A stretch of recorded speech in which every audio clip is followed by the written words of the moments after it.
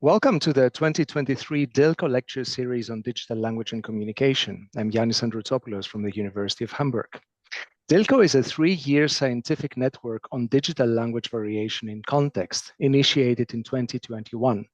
It is coordinated at the University of Hamburg by my colleague, Heike Zinsmeister, and myself, and includes scholars from universities in the US, UK, Luxembourg, the Netherlands, and Denmark. DiLCo is generously supported by the University of Hamburg within the Universities of Excellence scheme, funded by the German federal government and the federal states. The DiLCo network aims to stimulate scientific exchange between various approaches to digital language communication research within linguistics, and to bridge gaps between qualitative and quantitative research methods. To this purpose, we organize online and on-site activities such as conference panels, methods workshops, and this lecture series. Our lectures showcase cutting-edge international research by senior and younger scholars who draw on key concepts in sociocultural linguistics to shed light on language variation and change, as well as language ideologies in digital communication. These lectures are recorded and made available in an open access repository currently located on Hamburg University's video portal, Lecture2Go, and accessible through the DiLCo website. Each of the lectures is about 40 to 45 minutes, followed by discussion. Feel free to post questions and comments into the chat during the lecture. I'm now delighted to introduce Rodney Jones as today's guest speaker. Rodney is Professor of Sociolinguistics at the University of Reading since 2014 and was a professor at the City University of Hong Kong before that. A longtime associate of Ron Scollon, Rodney has developed Scollon's framework of mediated discourse analysis towards the study of digital literacy practices and the interaction between literacy practice and digital technologies. Rodney Jones has a long track record of funded research in applied and social linguistics, as well as discourse analysis, covering subjects such as health communication, classroom discourse, digital language and literacies, language and embodiment, language and creativity, the social linguistics on surveillance, and other topics. A prolific author, Rodney has published many influential papers and several books.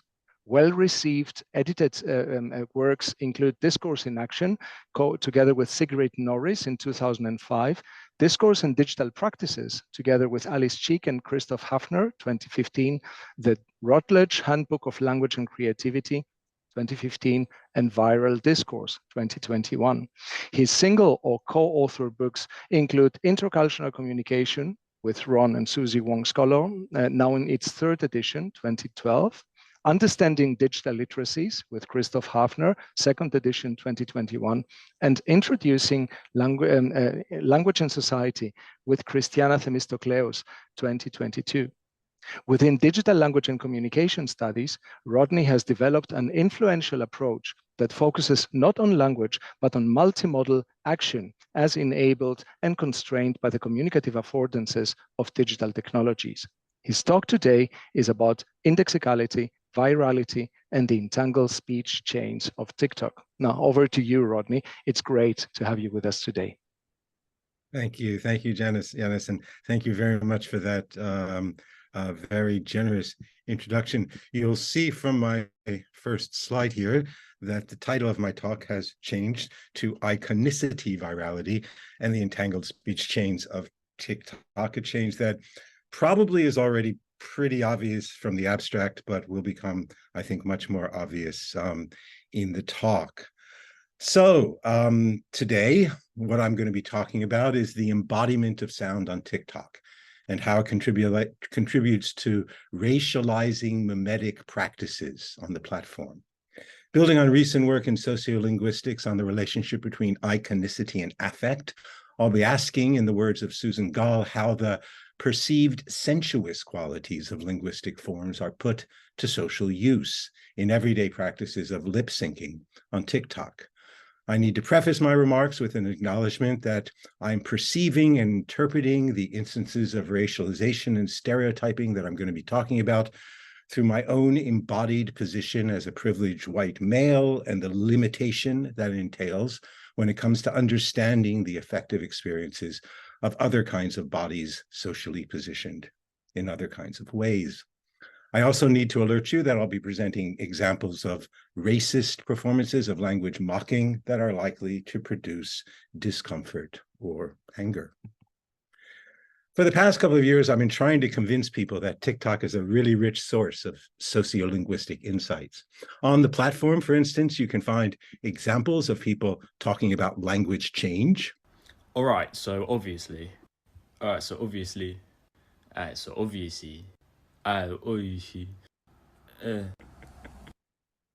British people say comparing their dialect of language with other people's dialects.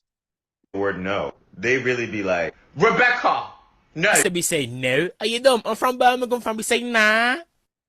Explaining their own linguistic varieties to others. In Germany, we don't say, hey girl, you look so beautiful. Can I take your number, please? In Germany, we say, hey Mädchen, give me that number, yeah? And reflecting on the way they talk and the way they sound. Hi, it's Jake. Sorry I can't come to the phone right now. Just leave me a message and I'll get back to you. Hi, it's Jake. Sorry I can't come to the phone right now. Getting my nails done. Leave me a message, darlings. I'll get back to you. Of course, what's striking about these examples is how most of this kind of folk linguistic discourse on TikTok is more about metalinguistics than linguistics. Mostly meta-pragmatic musings about the relationship between certain ways of speaking and certain social categories. British people, German lads of a particular kind, gay people. And so in this way, they participate in broader sociocultural projects of enregisterment and stereotyping. Another kind of metalinguistic discourse you can find on TikTok comes from linguists themselves or linguistic students talking about language and how it's studied. Particular California vowels are like so fun. So first of all, the O vowel is pronounced more like O. So instead of saying home, they say ho. Inflection, I assume you mean upspeech, which is when you would use a rising intonation at the end of a sentence. What if I were to tell you that upspeech is your fault? I'm just now internally asking myself in quite a worried way whether I might have made an error. Of course, where the last examples differ from the first two is in the fact that the voice that is coming from the speaker is not his own. It belongs to this gentleman who once appeared on the TV program, The Great British Bake Off. I'm just now internally asking myself in quite a worried way whether I might have made an error. And by adopting this voice, the speaker is taking a stance, not just towards the International Phonetic Alphabet, but also towards the kind of people who speak this way. Of course, we do this all the time in our offline lives, stylizing the voices of others to engage in identity work or to communicate our attitude towards what we're talking about or towards other people. What's different about TikTok is that this practice has become, in a sense, automated with the aid of this little button here. Users can appropriate the soundtrack, be it music or speech, from anyone else's video into their own. As a result, one of the main features of TikTok performances is people lip-syncing other people's voices, often the voices of people who belong to different social categories, for example, different genders. We hit the body with a tremendous, whether it's ultraviolet or just very powerful light. And I think you said that has him in check, but you're going to test it. And then I said, supposing you brought the light inside the body, which you can do either through the skin or in some other way. Or voices of people. Girl, don't do it. It's not worth it. I'm not going to do it, girl. I was just thinking about it. I'm not going to do it. I did it. Or voices of people of different races and different genders. Dude, come here. You're gay. I fucking knew it, dude. You have like a boyfriend or what? Oh, it's so cute.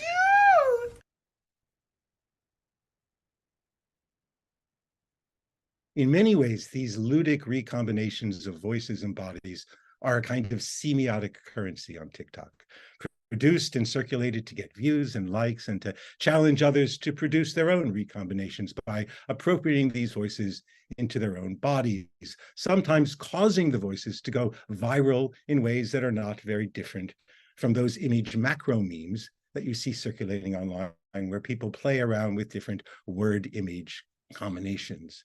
Crystal Abedin and Bondi K have called them audio memes, memes which, instead of using images and printed words as their semiotic equipment, use sounds in the embodied performances of those sounds by TikTok creators.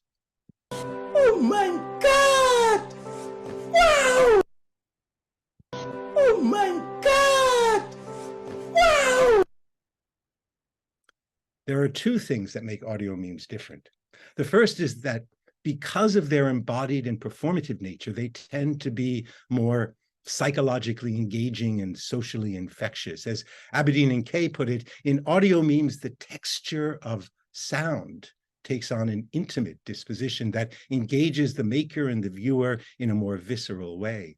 The second important thing is their relationship to the indexicality of spoken language. What is important about the voice being appropriating is not its semantic content, but how it sounds, whether it sounds strange or funny or interesting or exotic. And this strangeness or funniness is often partially the result of its association to certain kinds of racialized, gendered, or sexualized bodies.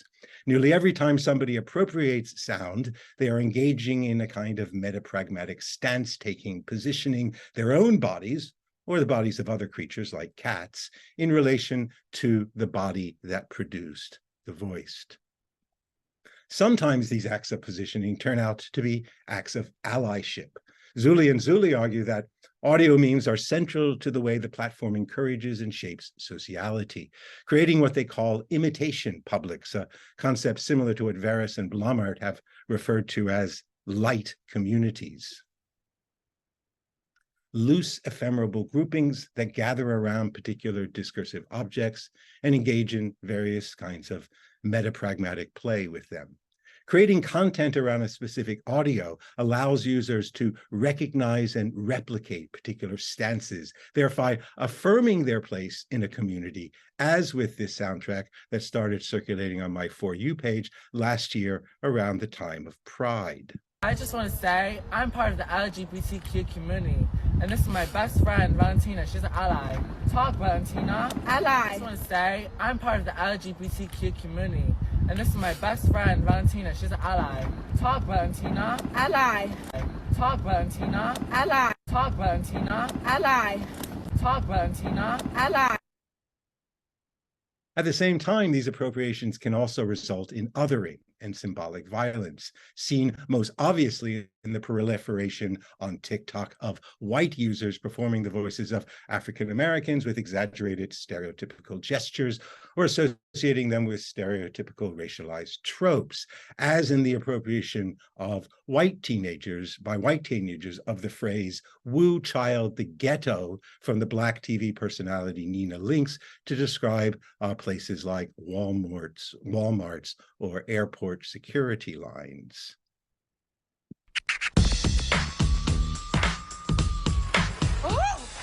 The ghetto.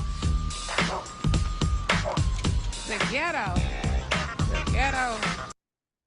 Hafner has referred to this kind of behavior as digital black voice and a new kind of linguistic minstrelsy, to use Buckled and Lopez's term, made possible by the technological affordances of the platform. As Parham writes, TikTok is built by design on appropriation. The original lip-syncing act required users to mime existing audio rather. TikTok hinges on how imaginatively users can build upon something that's already out there. What sours this creative repackaging, mutates the joy into hatefulness, is when the content is estranged from its original context, the way someone or something can so quickly and so easily be warped, diluted, recast as something other, the way one's culture can be stolen and made monstrous, made meaningless. This observation is not just true of the obviously racist appropriations like the ones I just showed you, but also implicates more mainstream appropriations of hip-hop music for dances and lip syncing, which are probably the most common kind of content one finds on the platform. I think we got a winner. People want to dap it up, but they can't get none from it. I went to jail and snap it up, at least I had bum money. People want to rock around me, trying to steal my lingo. Just make sure when you talk about me, you say you're doing this thing, though. Yeah. These questions of cultural appropriation become even more important when you consider that these voices and movements and dances are literally the currency of the platform, enabling creators to purchase with their TikTok popularity lucrative careers, as did Charli D'Amelio, who you saw in that last video did, chiefly by appropriating a dance called Renegade from a Black creator named Jalaiah Harmon, who didn't become famous. At the same time, judgments about what voices get to go into what bodies is complex, with arguments about cultural extraction rubbing up against the notion of what Josephine Swan has called the vocal commons, that repository of musical and vocal styles, voice qualities, and catchphrases that young people in particular use to claim certain kinds of cultural competencies, displaying their ability to skillfully dissemble and reassemble various off-the-shelf, recognizable social identities. Lately, I've been giving workshops in secondary schools in the UK where I ask students to debate just this question: what constitutes appropriateness when it comes to voice appropriation on social media? Asking them to locate examples within a matrix made by two scales: solidarity and mockery, and appropriation and appreciation. And they do it, usually with great consistency. But there's also sometimes a kind of pushback, especially from students of color, against this analytical approach I've cobbled together based on sociolinguistic notions of interactually negotiated identities and orders of indexicality. Who needs it, they say? I can tell you right away, I can just feel it if something's not right. And in some ways, this kind of effective embodied response is something that social scientific treatments of voice appropriation haven't quite yet been able to capture completely. Of course, there are a wealth of studies in sociolinguistics that aptly account for the embodied dimensions of style, from Eckert's work on suburban teenagers to Mendoza-Denton's work on Latina gangs. We've also benefited from Rampton's insights on practices of crossing, which of course are directly relevant to this new kind of digitally enabled crossing that I'm considering here. Insights that were only possible through a commitment to situating language use in the everyday lived experiences of the young people he studied. We've also learned a lot from studies on stylization and performance by people like Copeland and Bell, as well as scholars working in hip-hop sociolinguistics, especially about the ways voice appropriations become resources in negotiations of identity, authenticity, power, and resistance. Part of the complication of understanding the embodied and effective dimensions of voice appropriation in the kind of context I'm talking about here is not just a matter of deciding what variety of language legitimately belongs to whom, but who owns the actual voices that are producing the language. In other words, it's not just linguistic crossing we're concerned with, but vocal crossing, ventriloquizing, not in a metaphorical sense, but in a literal sense of voices being thrown from one body to another. While digital media makes these new voice-body combinations easier to produce, they're not all that new. Mary Buchholz talks about how the development of communicative technologies such as the phonograph and the telephone and sound film before digital media helped to produce dramatic shifts in language and subjectivity by facilitating the separation of voice from body and unsettling essentialist notions about the connection between the right body and the right voice. With the dawn of this technology, the voice became not just the locus of phonic practice, the main channel for human sociality, but a material thing in its own right, a kind of text that could be circulated and commodified. It's important to remember that Buchholz made these observations in the context of exploring the re-embodiment of racialized voices in Hollywood films. And others as well, like Jennifer Lynn Stover in her book, The Sonic Color Line, talk about how technologies like the radio, with its capacity to circulate disembodied voices, functioned as a technology of the sonic color line, propagating racialized oral representations, mediating racial discourse, and practicing racial exclusion, while depicting itself as incapable of racialization. Perhaps the most dramatic example being the fact that the radio voices of Amos and Andy, perhaps the most iconic depictions of racialized African-American subject in the early to mid 20th century America, were performed by two white actors, Freeman Gostin and Charles Correll. But these technologies, especially digital media, are not just technologies of disembodiment, but also of re-embodiment, or what I've called elsewhere, synthetic embodiment.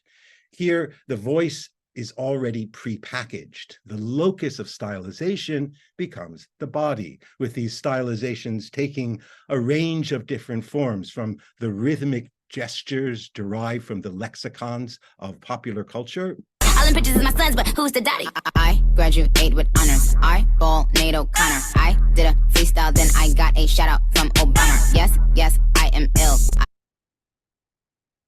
To the exaggerated gestures and articulatory settings derived from the lexicons of stereotypes we have about different races and nationalities. People not from Scotland are always like, your accent's so sexy. Your accent makes me melt. Does it? Does it?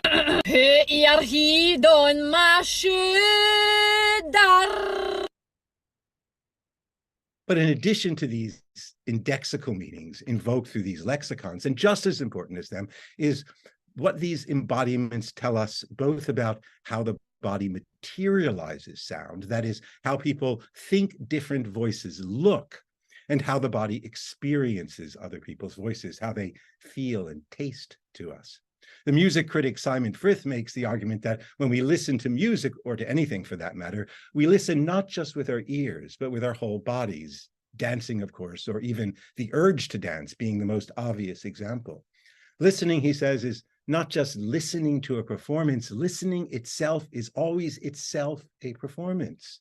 In other words, listening is not just corporal, but intercorporal, made possible not just through hearing the voice, but also through sensing the body of the other. People not from Scotland are always like...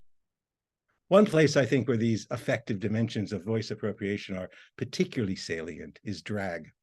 While many scholarly treatments of drag focus on the way it disrupts gender norms through presenting incommensurate indexicalities, or how the deliberate artifice of the performance calls attention to the constructedness of gender, I don't think that's really what makes drag enjoyable. Much of the joy of drag comes from witnessing and feeling the way the body experiences the lip-sync voice and the way the voice experiences the body. What Jakob Bird calls the haptic orality of drag performances, which bend and blend vocal cues in sensuous and subversive ways. And so with this in mind, I'd like to spend the remainder of my talk considering what sociolinguistics, especially more recent work in the field that focuses on affect and embodiment, can tell us about the kinds of social meanings generated through performances of voice appropriation on TikTok. What makes such performances so viral, and how do they operate as semiotic material resources, both for the creation of feelings of intimacy and social solidarity, and for the enactment of symbolic violence, especially around practices of racialization and cultural appropriation. One way to think about the way performances on TikTok create and maintain social meanings and social relationships is through Aga's notion of speech chains, the ongoing discursive practices of performance and reception that are responsible for the gradual iterative attachment of certain kinds of linguistic practices to certain kinds of characterological figures, the process we know as enregisterment. But by participating in speech chains, people participate in producing and reproducing ideologies and in signaling their alignment with particular social groups. Several scholars, in fact, have used the notion of speech chains to analyze memes. So, for instance, exploring how the circulation of political memes in Singapore allows citizens to enregister dissident ideologies, and Avalar examining how memes about Pope Benedict circulated differently in different speech communities. The logic of speech chains is the logic of indexicality, the ability for participants in the chain to make certain associations between semiotic forms and social characters recognizable to others along the chain. Rather than bringing different indexical meanings or cultural references together into neat, readily recognizable packages, however, mimetic speech chains can often become frayed, messy, and even random seeming. As an example, let me take this meme, which was the subject of a paper in Journal of Sociolinguistics by my colleague Erhan Aslan and his collaborator Camila Vasquez. It started with this clip of a girl on the Dr. Phil show engaging in this kind of tough girl stylization. Catch me outside, how about that? Catch you outside? What does that mean? What I just said.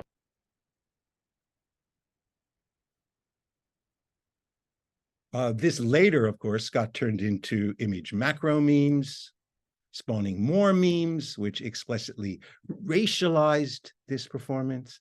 But then the voice ended up being turned into a TikTok soundtrack and eventually finding its way into other bodies, for example, the body of a Muslim drag queen. That's what I always do, and they never catch me. Ain't nobody gonna catch me. Because you're too streetwise? Yup. And even performances of Japanese cosplay. Catch me outside, how about that? Catch you outside? What does that mean? What I just said. At this point, it becomes difficult to trace the neat lines of indexical relations and unravel how all the fields of connotation cohere. What seems more important than indexicality here is iconicity. The iconicity of the performance, the way it plays with its resemblance and lack of resemblance to the original. And what seems to be driving the circulation of this voice is not necessarily its association with particular characterological figures as much as its association with a particular affect. Memes often traffic in what Ben Rampton calls spectacular fragments of language, words which in the process of moving from one zone to another lose contact with the understandings and conventions that originally informed it. What keeps the chain going is the way language is interwoven with other expressive modalities to form aesthetic ensembles designed to generate attention. Objects like these, he says, often frustrate our attempts to identify meaning potential within the language system itself, and they instead direct our attention to the complex effects generated by more contingent vertical links across semiotic modes and levels. In her work on the online circulation of humorous language in South Africa, Anna Dorbert makes a similar point, arguing that it's often the iconicity of signs, sign-meaning relationships that are based on a sense of physical resemblance or lack of resemblance between signifier and signified, that is at the heart of ludic linguistic practices, allowing people to play not just in indexical fields, but in the space between what she calls mimesis, the affirmative creation of resemblances, and mimicry, the transgressive creation of dissemblances. Attention to iconicity, she says, helps us to see how meaning arises not from the logics of semantics and pragmatics, but from the experientiality of perception. Iconicity has also been a central concern of much of the recent work in sociolinguistic variation, which has focused on the expressive dimensions of linguistic variables as they interact with the sensuous characteristics of the embodied voice. Scholars working in this area see social meanings arising not just from indexical associations, but from people's affective experiences of different kinds of sounds, articulatory settings, and body idioms. Zhang, for example, has shown how the rhoticity of the Beijing accent produces feelings of oiliness. Calder has documented how drag queens front their S sounds to perform fierceness. Wang has argued that the adoption of vocal features associated with femininity by Beijing rappers functions to reproduce the iconic record scratch sound of hip-hop, and Pratt has studied how creaky voice and postural stillness contributes to communicating the chill attitudes of techie students in a high school drama program. All of these studies focus on how abstract meanings or indexicalities manifest as material, experiential, and experienceable aspects of speech or bodily behavior, what Peirce called qualia. Qualia refer to sound shapes, the sound shapes of language, how language becomes visible in the body through things like articulatory setting, facial expression, and movement. In a sense, lip syncing, whether in drag or on TikTok, is not just about mouthing the words, but also producing physical representations of the way you think the words sound or feel. Would you do anything for me? Buy a big diamond ring for me? Would you get down on your knees for me? Pop that pretty question right now, baby. The way qualia function communicatively is often through invoking particular affects or embodied attitudes, what Gal calls the taste of talk, that then become associated with particular kinds of bodies and particular kinds of social identity. A good example is how the creaky voice that came from our worried British baker is appropriated by the worried linguistics student, not just through the movement of his lips, but through the still, deadpan expression on his face. In fact, multiple studies have shown that creak correlates inversely with body movement. For instance, Pratt, in her study of high school techies, found that creak was associated with bodily stillness and slow movement. In this way, it can also invoke notions of tiredness, weakness, suffering, or in the case of Pratt's study, a chill persona. Interestingly, nearly every creator who used this sound performed it with similar displays of bodily stillness and facial expressionlessness. Just now, internally, asking myself in quite a worried way whether I might have made an error. Just now, the way people recruit qualia to embody sound, imbuing them with particular shapes, tastes, and affects, is particularly dramatic when it comes to nonverbal sounds, like this series of sounds from a Japanese cartoon that went viral on TikTok. Ooh. Ha. Oi. Who? Ha. Ta. Yeah. This sound was later appropriated in different situated displays of affect by users associated with, for instance, listening for sounds of their boyfriend sneaking in the middle of the night. Ooh. Ha. Oi. Performing a woman concerned about missing her period. Ooh. Ha. Oi. And worrying about taking ADHD medication. Ooh. Ha. Oi. And although the sounds in these different videos are deployed to tell different stories and to index different kinds of social identities, the way these stories are told and these identities are constructed is through the association of the sounds with different affects like surprise, hesitation, dismissal, resolve, and fear. One interesting thing to note about the last example is how iconic relations between sound and affect are not performed solely or even primarily with the mouth, and how qualia like eye movement can function as a way of performing inner speech. Ooh. Ooh.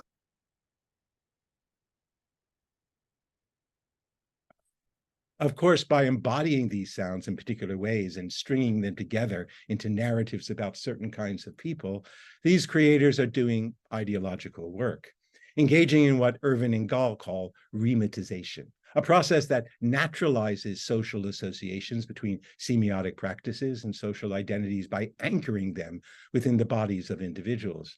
As Irvin and Gal put it, remitization is a process of selection whereby social actors perceive some acts or practices as real-time instances of the inherent qualities of individuals, thereby making linguistic features that index social groups or activities appear to be iconic representations of them, picking out qualities that are supposedly shared by the social image and the linguistic image. Gall talks about different kinds of social practices and forms of social interaction that help to facilitate remitization, such as forms of instruction in the media and in everyday talk that engage people in acts of picking out and noticing qualia associated with certain ways of speaking and certain kinds of speakers. On TikTok, users engage in these acts of selection in two main ways. Let's take it as an example, this particular vocal performance carried out through an assemblage of different qualia. Buenos dias. I was going to come on here a couple of days ago or about a week ago and tell you guys thank you so much for 200,000 followers, that is. But you guys so quickly got it to 300,000 that I did not even have time to post that one. So one way users can remitize this voice is from a position outside of it, through what are known as duets or reaction videos, in which they don't perform the voice, but rather perform themselves experiencing the voice, and in doing so, isolate particular aspects of the performance associated with their own effective displays of teasing or disgust. Buenos dias. I was going to come on here a couple of days ago or about a week ago. Buenos dias. I was going to come on here a couple of days ago or about a week ago and tell you. Or they can choose to embody the voice through lip syncing, which often involves not just the isolation of certain qualia, but embellishment of them, where some qualia are exaggerated and others that may not actually be part of the original performance are added because of their association with the affect of over-the-top enthusiasm being performed or the campy social type performing it. Buenos dias. I was going to come on here a couple of days ago or about a week ago and tell you guys thank you so much for 200,000 followers. Buenos dias. But I was going to come on here a couple of days ago or about a week ago. I did not even have time to post that one. Buenos dias. I was going to come on here a couple of days ago or about a week ago and tell you guys thank you so much for 200,000. Buenos dias. Sorry about that. And so the effective engagement with the voice that drives remitization here involves two kinds of affect. The affect that is performed by the speaker and the affect that is experienced by the listener. And I would argue that all processes of remitization, both of the kinds of affect, of these kinds of affect, the affect of the performer and the affect of the observer are implicated. The way this occurs, according to Eckhart, is represented in this triad between iconicity, affect, and indexicality, where, for example, an iconic variable that seemed to communicate affect or bodily states, such as anger, can come to index certain social types, such as the tough working class guy, or, going in the other direction, variables that index working class identities can come to seem like natural ways of communicating toughness. The important thing for me, at least in trying to understand how affect operates in the ideological dimensions of voice appropriation on TikTok, is understanding the embodied positions from which affect is experienced. Aga sees encounters with voices as encounters in which people establish forms of footing and alignment with voices indexed by speech, and thus with social types of persons whose voices they take them to be. But there's another way we encounter these voices as well, based on the intercorporality of human experience, where we don't just observe the other's affect, we also feel it, where we don't just hear voices, we perform them. And it is this dual effect of engagement with the voice, the embodied experience of simultaneously hearing the voice and feeling it in your own mouth, that make audio memes so engaging and so viral, and also what makes them such potent carriers of language ideologies through these processes of picking out and fetishizing particular aspects of the verbal performance of others. Let me give you an example where the effective engagement with a particular collection of sounds ends up driving processes of remedization and racialization. It started innocently enough with this lesson in American English. Stop pronouncing the T when you speak English. Don't say identify, say identify. Don't say 20, say 20. This was then incorporated into a Stitch video by a creator named Young Kaiju, who films himself vocally experimenting with this rule and then laughing at the results. Stop pronouncing the T when you speak English. Man, don't tell me what to do. Don't tell me what to do. This performance, as well as the performer, almost immediately becomes racialized by commenters to the video with remarks like Vietnamese accent unlocked. He suddenly sounds like Uncle Roger, a Malaysian comedian famous for his exaggerated stylization of a Chinese accent. Gro is speaking his own language. You sound like your people now, which Kaiju pushes back on by reminding the poster that he's actually Congolese. And this iconic representation of stereotyped Western and Asian eyes that is supposed to represent another commenter's experience of adopting this sound. And when others do adopt the sound, you can see how, accompanying the change of pronunciation, they also adopt other qualia, such as an exaggerated widening of the aperture and jerky retractions and protrusions of the jaw as a way of acting out the affect and the social type they take to be indexed by this voice. Don't tell me what to do. Don't tell me what to do.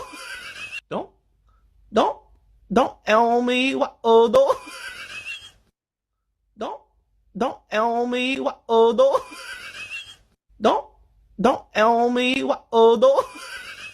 Importantly, Kaiju's laughter is also appropriated, but usually not stylized, so that when positioning themselves as listeners to the voice they just performed, users abandoned these racialized performances and performed their own embodied ways of laughing. And this laughter is also iconically performed through... Don't tell me what to do. Replace the T with a D equal Indian? Really? Sorry, yeah. Through a stream of emojis in the comments. In fact, the vast majority of the comments are devoted to these kinds of textual expressions of affect. But it doesn't end there. In response to one comment from a user who suggests another racialized pronunciation, replace the T with a D equals Indian, Kaiju produces this performance. Don't tell me what to do. Oh shit, man. And this performance ends up going even more viral than the first one. In fact, the indication that 6,539 videos adopted this sound, printed on the TikTok page for the sound, and the 5.5 million views the original video received only gives a partial indication, only representing the statistics for Kaiju's reposting of the sound after the first posting was taken down for violating TikTok's community standards. And not surprisingly, when users adopt this version of the pronunciation, they perform it with a different set of embodied qualia. In this case, a stereotyped wagging of the head, which some users even go so far as to perform through incorporating visual images of Indian bodies into their performance. Don't tell me what to do. Don't tell me what to do. Oh shit, man. Don't tell me what to do. Oh shit. Don't tell me what to do. Don't tell me what to do. Oh, shit, man. Again, the transformation of embodied affect is entrained with the transformation of pronunciation, so that just the movement from don't to don't engenders an immediate raising and tilting of the head in preparation for the stereotyped performance to come. And so through these embodied performances of affect, the fetishization of particular sounds quickly turns into the fetishization of particular racialized bodies. Not surprisingly, this performance attracts accusations of racism from commenters, though not nearly as many as expressions of laughter, similar to those that accompanied the first video, some even coming from posters identifying themselves as Indian. Other Indian identifying posters, of course, object strongly to this caricature, one even demanding an apology, a demand that Kaiju responds to in true TikTok fashion by posting an apology video, not taking down the sound, and in fact, vowing to repost it if TikTok takes it down again. In defending his behavior, Kaiju rehearses a range of predictable excuses for his racist behavior, insisting that his intentions were good. What reason would he have to mock accents when his parents have accents? Why weren't people equally upset with his performance of what one poster characterized as a Vietnamese accent? Why do people have to see things so negatively? But for me, what is particularly telling about the defense, as well as the responses of commenters who came to his defense, is his orientation to the embodied affective experience of his performance. I just tried this out and got surprised at the results and started laughing at myself. It is a defense which brings together the affect of the performance, the taste of the sound in the performer's mouth, and the affect of the listener. It is also a defense grounded in the affective logic of means. He wasn't making fun. He was having fun, getting lulls. But of course, as Gall points out, no performance of another's voice can be free of evaluation. As soon as we appropriate voices into these assemblages of other qualia, we invest in them a moral taste. Perhaps a more famous example of this process is an audio meme that went viral during the pandemic. It was based on this voicemail that a user of Twitter posted, which he said was sent to him by mistake. This message lasts 2 minutes. This is for Rachel, you big, fat, white, nasty, smelling, fat bitch. Why you took me off the motherfucking schedule with your trifling, dirty, white, racist ass, you big, fat bitch, oompa loompa body ass bitch.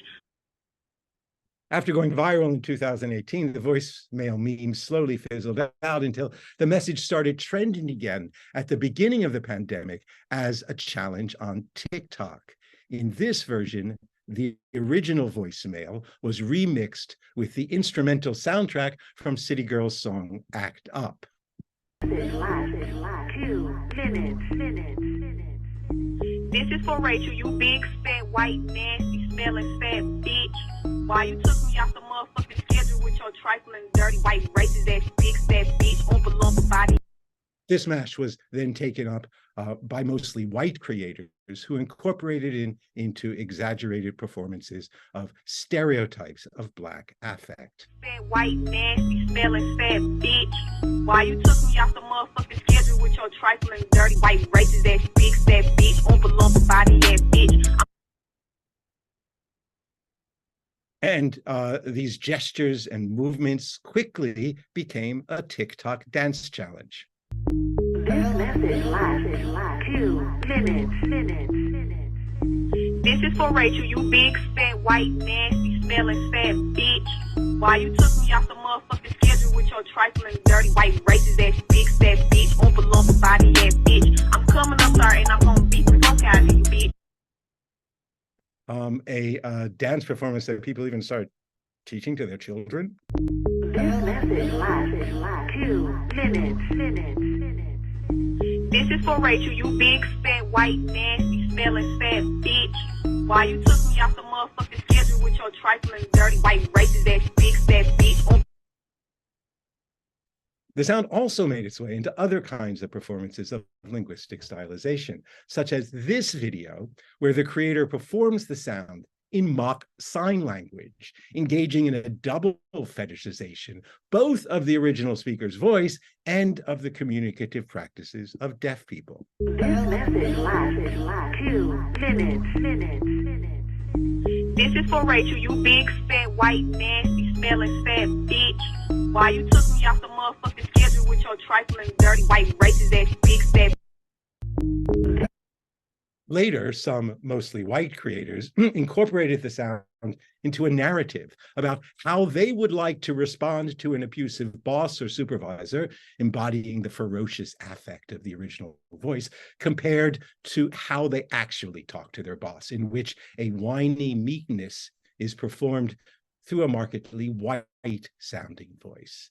A move which further fetishizes the presumably Black affect of the original voice by assigning to it a kind of aggressive power that white people are unable to muster. 2 minutes.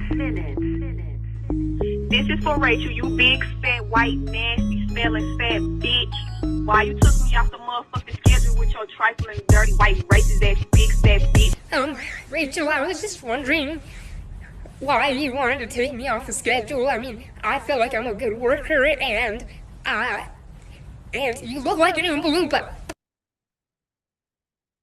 At the same time, along with these audio memes, rumors started circulating on TikTok about what actually happened to Rachel.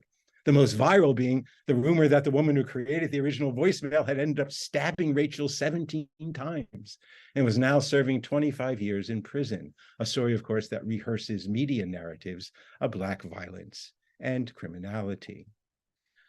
But there was also pushback from Black creators, including the woman who identified herself as the owner of the original voice, who announced online that not only had she not stabbed Rachel, but that Rachel had been fired for workplace discrimination, and she had been promoted to Rachel's position. Later, in response to online skepticism, she posted a series of Instagram pictures showing her dressed up in the costumes of different workplaces to prove not only that she still had a job, but that she could have any job she wanted. Other Black creators posted reaction videos known as POV videos, calling out white creators for appropriating the voice, and still others reclaimed the voice and the affect associated with it as a political tool. It became, for example, the voice track of Black trans protests against TikTok's supposedly exclusionary policies of content moderation, notably on such occasions performed without the exaggerated gestures and facial expressions that white creators used. Message lasts 2 minutes. This is for Rachel, you big, fat, white, nasty, smelling, fat bitch. Why you took me off the motherfucking schedule with your trifling, dirty, white, racist ass, big, fat. What examples like this remind us of is that you can't really engage with the embodied affective dimensions of the voice without also acknowledging the racialization of affect. And in particular, as Jackson notes, the way the affects of Black bodies are depicted as excessive, these depictions of excess then being co-opted by non-Black speakers to perform all kinds of ludic emotional labor online. Another example, of course, are reaction GIFs through which, as Guo puts it, non-Black users puppeteer and play act through stereotyped representations of Black affect, not only normalizing the appropriation of Black bodies, but also reproducing the limited ways that these racialized bodies are constituted by and inscribed in discourse, a process which is only accelerated by these memified speech chains in which it is precisely the effective engagement with fetishized semiotic objects that keeps the meme going.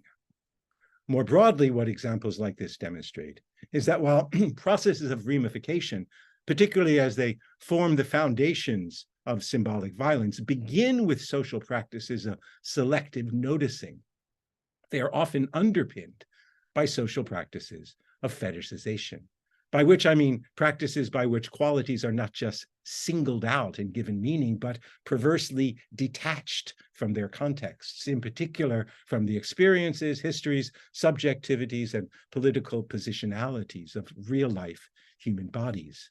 Mimetic practices of racialization are partly driven by, and in turn work to encourage, fetishized seeing, the kinds of regimes of visuality that George Yancey talked about in helping us to formulate our understanding of the white gaze.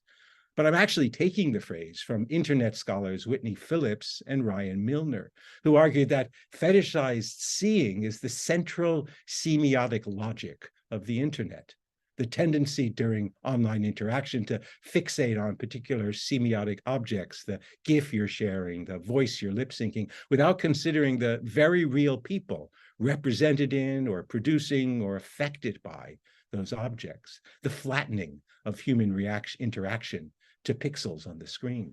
Notably, Phillips and Milner point out how across much of the internet, fetishized seeing is enabled by and enables a white racial frame.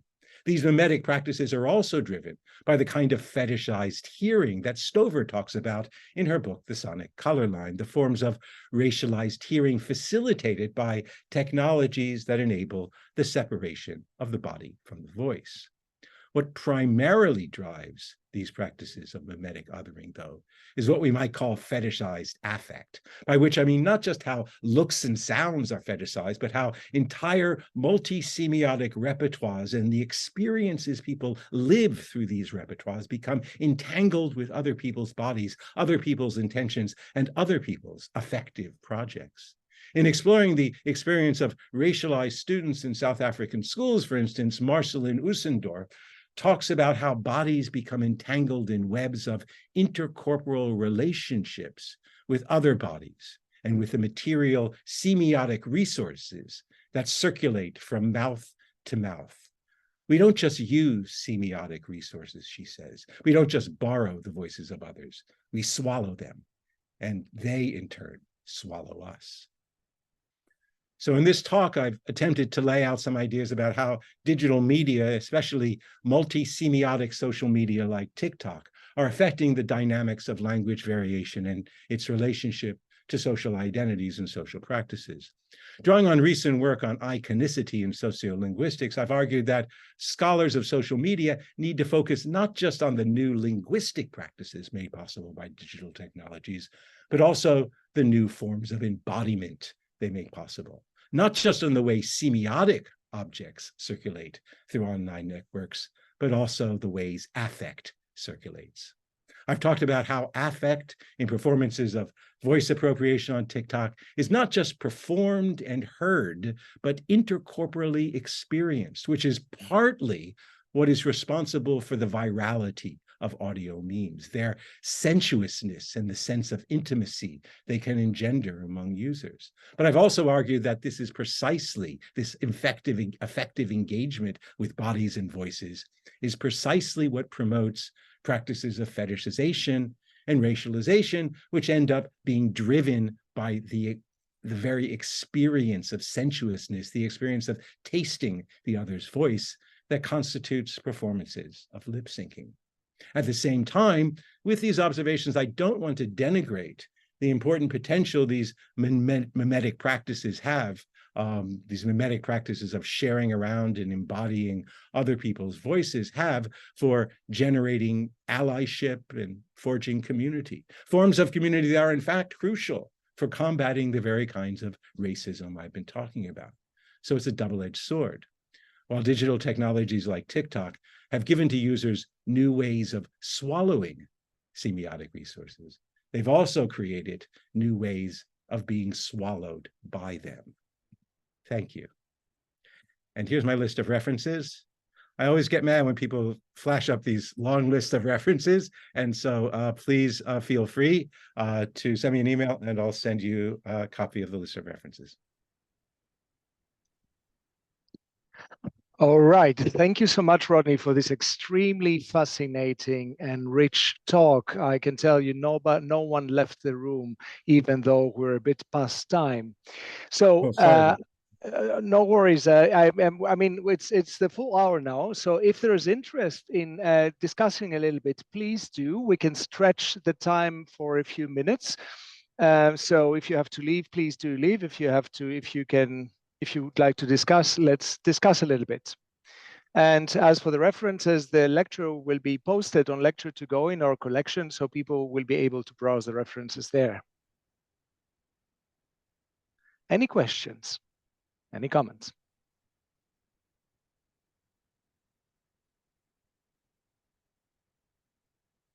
Heike?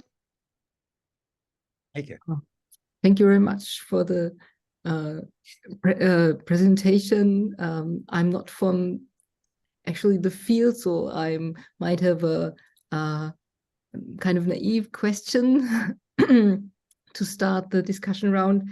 How do you find the videos that take up, or the TikTok contributions that take up the sound of others? For the young kaiju, you said that more than 6,500 other users posted videos. So how do you find them? Is it marked in TikTok, or is there another way to also look into the, I don't know, everywhere on TikTok to find these? Yeah, so there are actually kind of two questions. That one is a technical question, and one is kind of maybe a methodological question. The technical question is that whenever you watch a video, right, you can click on an icon that takes you to a page to all the other videos that use the same sound, including, you can find, of course, the original video that used that sound and all of the others, and of course, statistics on how many videos use that sound. In terms of how I found these videos, I mean, one of the, I think, challenges of doing research in TikTok and social media in general is dealing with the algorithm. And so my TikTok account just feeds me things that I'm interested in. And so, yeah, I suppose I'm interested in, people appropriating voices of other people in racialized ways. So actually, I get quite a lot of those as well. But I've been working with a group of students who also come and collect videos that they found on TikTok, and we sit and we talk about them together, and we talk about sort of appropriateness of different forms of voice appropriation and that sort of thing. And so I have a kind of group of students who are themselves as well TikTok creators, who are also helping me to gather this data. Thank you. I'm scanning the field to see any yellow hands. Maybe I can put one and see whether any others are coming. I noticed in your talk, Rodney, a tension between decontextualizing the voice clips and then recontextualizing them again by embedding them into the field of user comments, and so the uptake discourse that is attached to these clips.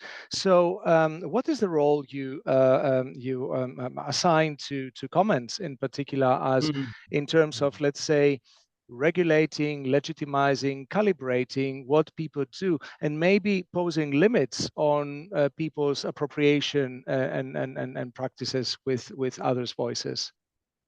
Yeah, that's a really good question, because one of the, apart from these performances of other people's voices, what is a particularly salient feature of TikTok is that there is a lot of meta-pragmatic commentary, a lot of people commenting on other people's performances, commenting on whether they like them or not, whether they're funny or not, or often whether they think they're appropriate or racist or not appropriate in some kind of way. And these this kind of chain of commentary becomes very, very important, as you say, in regulating the discourse, in shaping the speech chains that that the discourse travels along. And you could see it, I think, quite clearly in Young Kaiju's videos that we showed, where his second video was actually a response to a comment from another user on his first video, this user then trying to push him into more kinds of racialized performances of voices. And so it can work both ways. It can, push towards more sort of inappropriate behavior, and it can constrain users And of course, there's also the moderation aspect of it. TikTok itself, with its community standards, often, as with Yong Kaiju's second video, often take down videos that they think users might find objectionable. Yep, thank you. Okay, let's see. If there's any other question, we'll take it. Else, we will come to a close, also given the time. Let's see. Well, I think that people have a lot to swallow in terms of digesting what you told us and all the different facets. I don't see any questions. So by this, I will say thank you again for this fascinating talk. And thank you to the audience for coming. And do join us in 2 weeks' time. In 2 weeks' time at 11 o'clock in the morning, Central European time, we'll be having Michelle Sapavinia for the next DiLCo lectures. And thank you again so much. Take care. See you all soon Thank you, everybody. again. Bye. Bye.